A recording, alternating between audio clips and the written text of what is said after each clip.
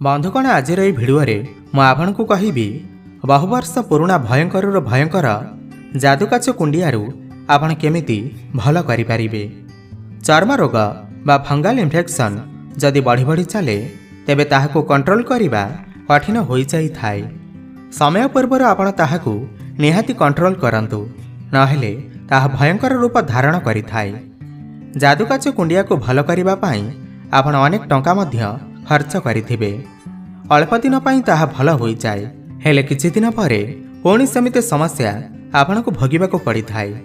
आज जो घरे उपचार मु आपणको सिखाउछि एहाको बनाइबा पाई आपणको किछि खर्च करिबाको पड़िबनी। किछि दिन एहार प्रयोग करिबा द्वारा फंगाल इन्फेक्शन को संपूर्ण दूर करिपारिबे। तेबे आसंतु जानिबा आजिर ई होम रेमेडी जहाँ आपणकर फंगाल इन्फेक्शन को सबुदिन पाई दूर करिबा।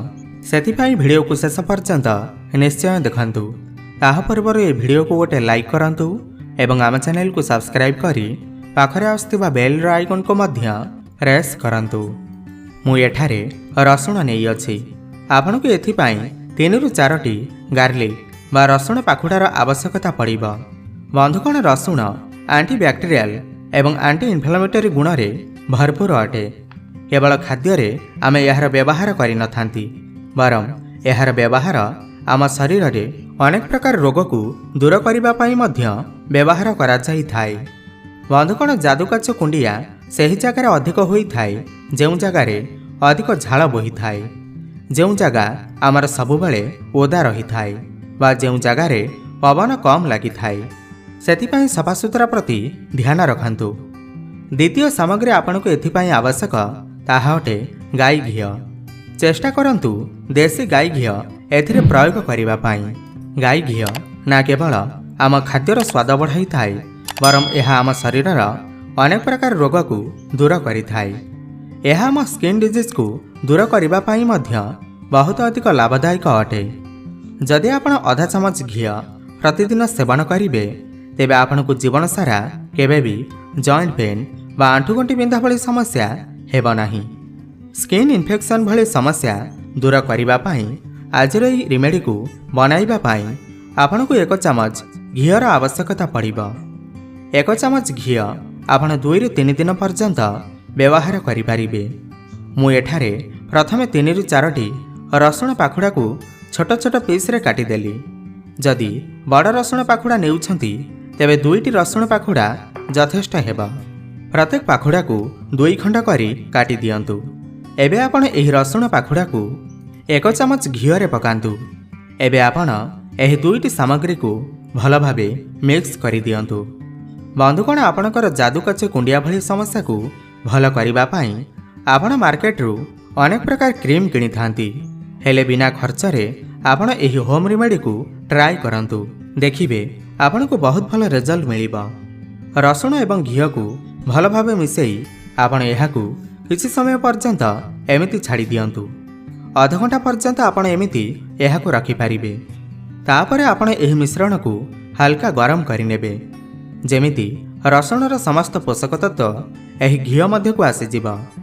आपण एहाकू कोनोसी भी समय रे लगाई पारिबे, हेले राति रे एहार व्यवहार कले राति सारा एहा आपणकर शरीर रे लागिकी रहिबा एवं आपणको भल रिजल्ट मिलिबा। एहा छड़ा आपण सफासुतरा निहाती रुहंतु। देखंतु आमर एही रेमेडी भल भाबे गरम होई गला। तापरे आपण एहाकू किछि समय पर्यंत आपण एमिति रहिबाकू दियंतु जहा फल रे एहा जेमिति ठंडा होई जिबा एवं रसुणर समस्त पोषक तत्व एही घी मध्य को आसी जिबा। एबे आपणकर एही रेमेडी संपूर्ण रूपे प्रस्तुत। आपण एहाकू 2 ରୁ 3 दिन पर्यंत प्रयोग करि पारिबे। एबे आपण एहाकू आपणकर जेउठारे जादू काछु कुंडिया होई अछि सेठारे लगांतु। लगेबा पूर्व आपनको एथिपाई आउ एक सामग्रीर आवश्यकता पड़िबो ताहा अटे चून। एहा सही चून अटे जहा में पानरे खाई थाउ। अन्य कोनोसी चूनर प्रयोग एथिरे करंतु नाही। एबे जानि नियंतु स्किन इन्फेक्शन भली समस्या को दूर करिबा पाई आपण यार प्रयोग किपरि करिवे। प्रथमे आपणकर इन्फेक्शन जगह को भल भाबे सफा करि नियंतु। सफा करिबा पाई आपण लेंबूर प्रयोग करि पारिबे। तापरे आपण एहाकू कोनोसी तुला साहाय्य रे नै बा जदि आंगुली रे लगाइबे तेबे हाथ को भल भाव सफा करी इन्फेक्शन एरिया रे लगेई दियंतु। हल्का मालिश करंतु। तापरे आपण अल्प सुखिला चूर्ण नहीं एहा उपरे एमिति बुणी नियंतु। ध्यान रखिबे बेसी चूर्णर प्रयोग करिवे नाही, नहेले इन्फेक्शन एरिया रे ज्वलन हेब। तापरे आपण एहाकु एहिपरि लगेई 1 ରୁ 2 घंटा रखंतु, बा आपण चाहिले एहाकु राति सारा रखिपारिबे। तापरे आपण एहाकु उषुम पानी रे धीरे धीरे पोछि देबे। एहिपरि लगांतु, देखिबे एहि रेमेडी किपरि काम करिबा। किछि दिन एहार कंटिन्यू प्रयोग करिबा द्वारा आपणकर बहु वर्ष पुराना भयंकर जादुकाछ कुंडिया भली समस्या संपूर्ण दूर होइजिब। तेबे आपणको ए भिडियोटी किपरि लागिला आमको निश्चय कमेंट करि जणांतु एवं भिडियो को गोटे लाइक करंतु। धन्यवाद।